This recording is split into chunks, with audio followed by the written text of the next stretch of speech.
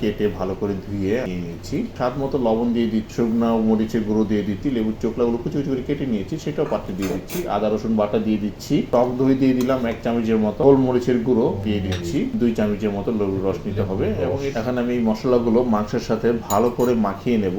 আমার মাখানো অলরেডি হয়ে গিয়েছে। এখন এটার সাথে আমি কিছু লেবু পাতা দিয়ে দেবো, একে রাখবো 10 মিনিটের জন্য।